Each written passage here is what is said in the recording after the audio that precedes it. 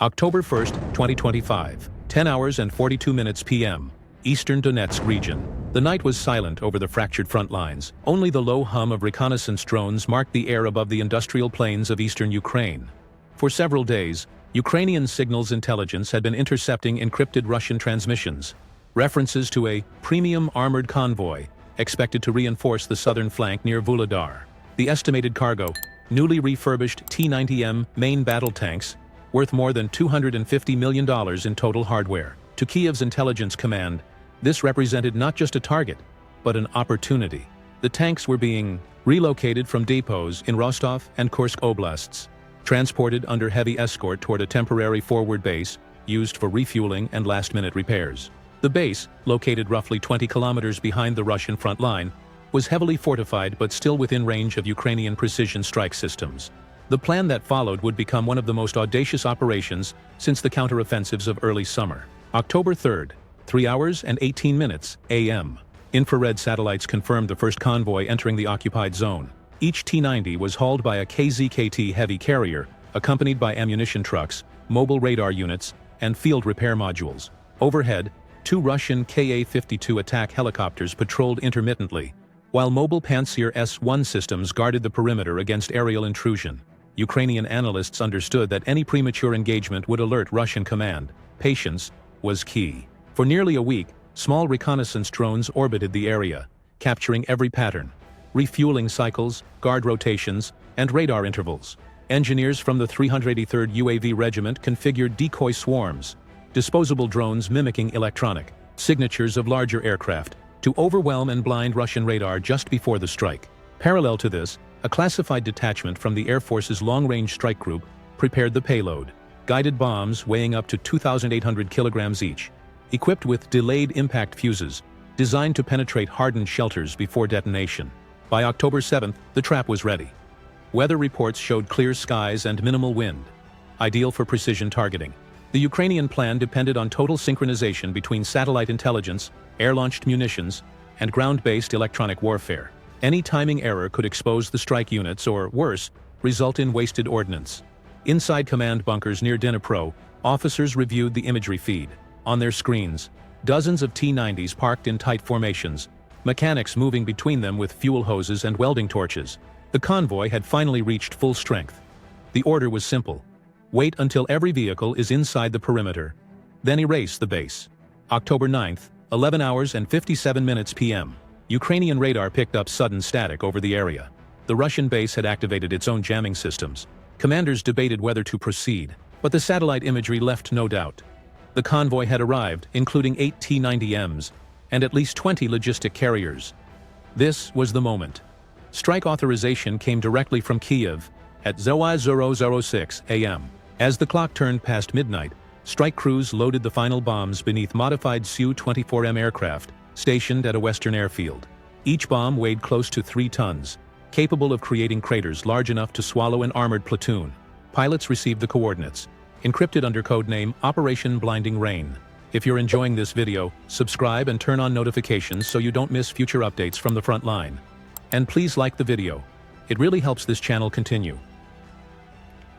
October 10th, 2 hours and 41 minutes a.m. Engines roared to life. The aircraft took off in staggered pairs, climbing through low cloud cover.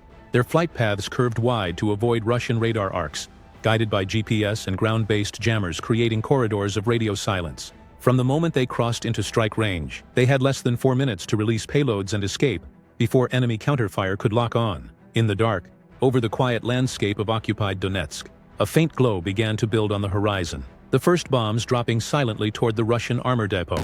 October 10th, 2025, 2 hours and 42 minutes a.m. Eastern Donetsk region. The first bomb struck before any human eye could register its arrival. It punched through corrugated shelters and concrete maintenance bays with a subterranean hiss, a momentary silence that preceded a violence so complete it rewrote the night.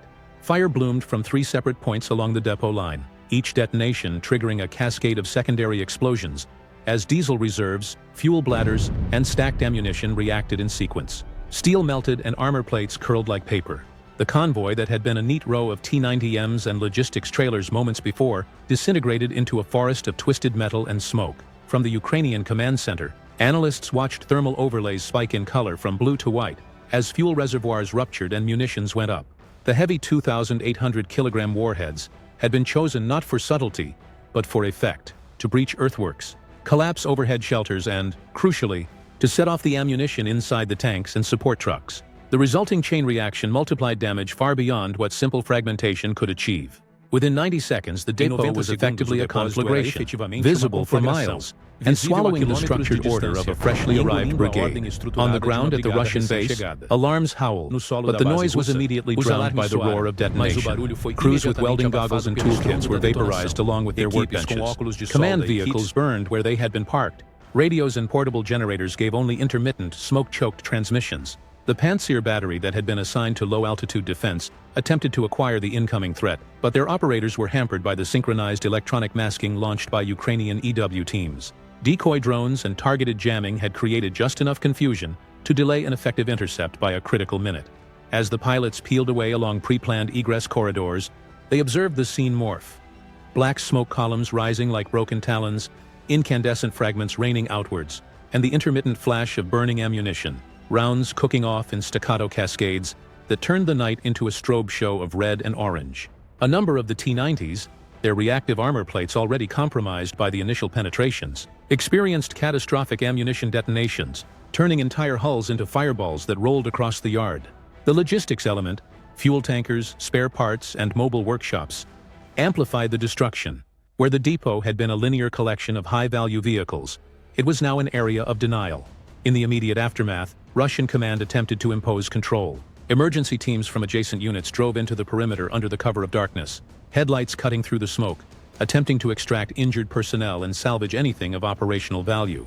But the scale of the strike had been calculated to deny easy recovery. Cratered access roads, collapsed gantries, and continuing fires made rescue and salvage operations extremely hazardous. Satellite feeds and drone overwatch continued to record intermittent secondary detonations, as hidden caches of ammunition heated and exploded long after the initial salvo. Ukrainian forces did not attempt to exploit the wreckage by a ground assault in those first hours. The objective had been surgical, inflict maximum material loss, and disrupt Russian operational tempo without exposing friendly forces to the hazards of entering a still-burning kill zone.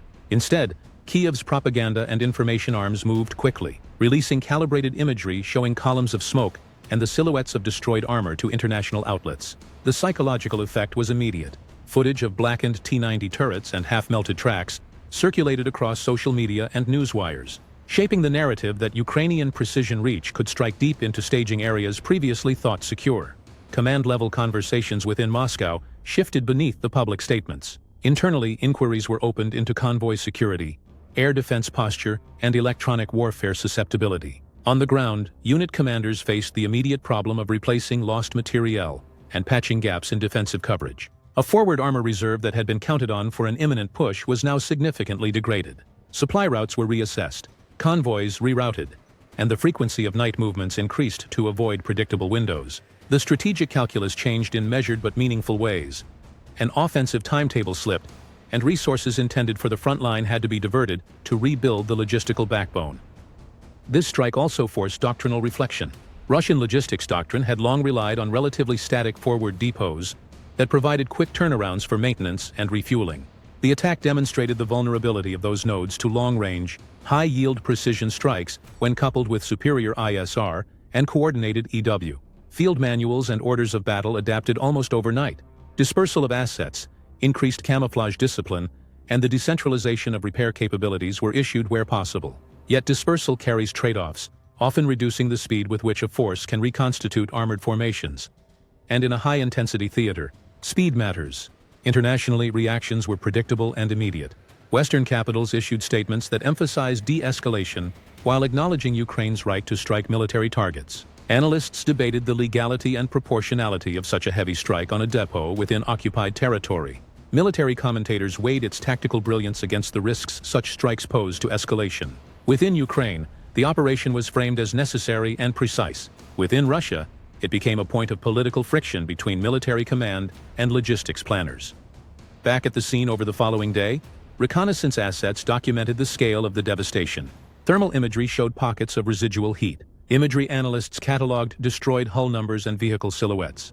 The The total material loss would be tallied by intelligence teams, a process that would feed both Ukrainian operational assessments and international reporting.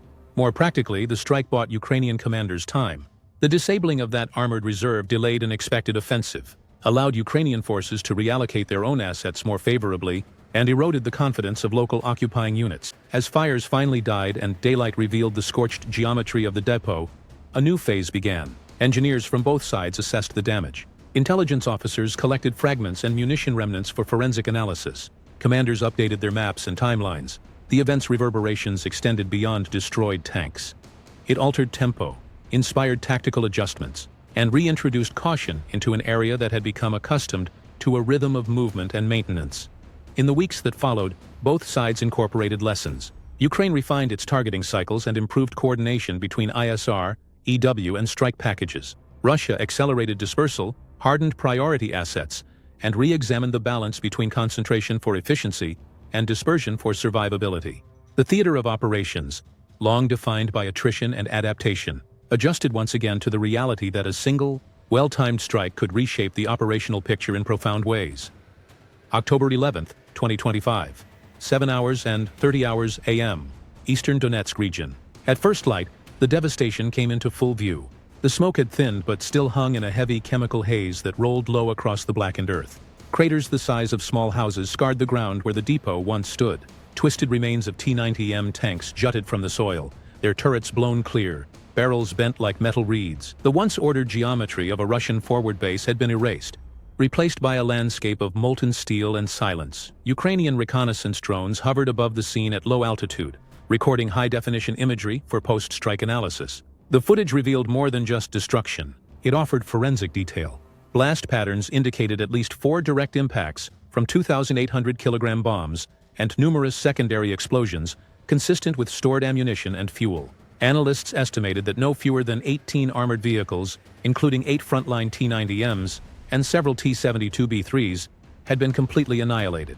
The remaining hulks were deemed unrecoverable, even from orbit. The thermal residue still registered intense heat spots 12 hours after detonation. October 11th, 10 hours and 15 minutes a.m. On Russian military channels, confusion reigned.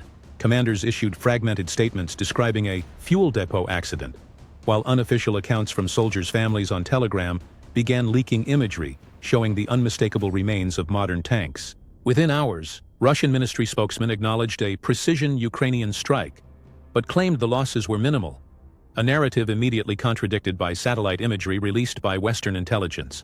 The credibility gap widened, fueling speculation about internal friction between Moscow's Central Command and field logistics officers who had authorized the convoy's staging position. In Kyiv, the mood was measured but quietly triumphant. The Ukrainian Air Force confirmed operational success without disclosing details. Inside the underground command post where the strike had been coordinated, analysts reviewed the mission in granular detail. Each drone feed, radar reflection, and communication log was parsed to refine the integrated targeting system. What emerged was a case study in 21st century warfare, a demonstration of how intelligence fusion, long-range precision, and information control could achieve disproportionate strategic effects without massed formations or protracted battles. October 12th, 2 hours p.m. The international response was swift. NATO intelligence agencies corroborated the strike's success, privately praising Ukraine's operational discipline.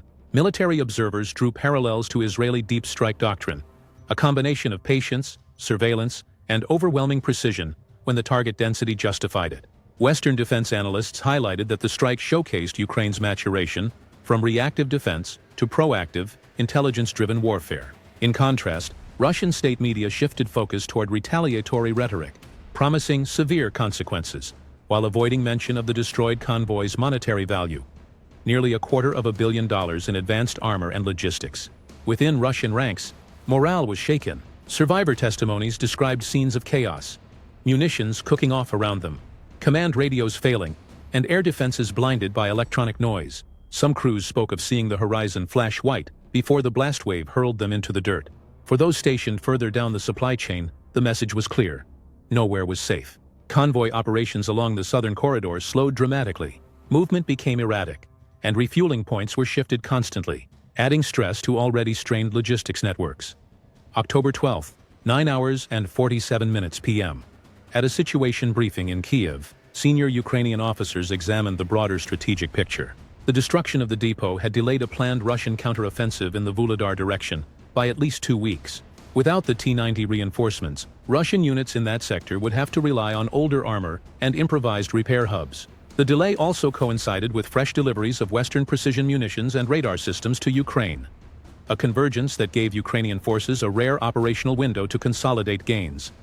However, there were diplomatic considerations. Several Western governments privately cautioned Kiev against escalating the scale of strikes deep inside occupied territory, fearing retaliation that might target infrastructure near the border. Ukrainian leadership faced a delicate balance: maintain psychological and tactical superiority without triggering uncontrolled escalation. Intelligence briefings emphasized that Russia's strategic reserves remained vast, but its logistics doctrine, the ability to project and sustain mechanized strength near the front, had been exposed as brittle. October 13th, 1 hours and 12 minutes a.m. Russian response finally came in the form of a retaliatory missile barrage against Ukrainian energy facilities near Dnipro and Poltava. Yet most of the incoming weapons were intercepted by layered air defense systems. The material damage was minor compared to the catastrophic loss Russia had suffered days earlier. Still, the exchange marked a new cycle in the conflict: precision for precision, reach for reach. By dawn, the smoldering depot had become a symbol, a visual shorthand for the vulnerability of even the most modernized Russian formations. Across social media and in Western defense circles, the strike was dissected frame by frame. Commentators noted the evolution in Ukrainian strike planning, the disciplined sequencing of ISR, EW, and kinetic phases, and the technical mastery of employing 2,800 kilo munitions with such accuracy. Military schools would one day teach it as a textbook example of denial warfare, the deliberate removal of enemy capabilities before they could ever enter the fight. If you liked this video, be sure to like and subscribe so you don't miss future videos. And if you want to see more, the video that's appearing on your screen right now will surprise you. Thanks for watching.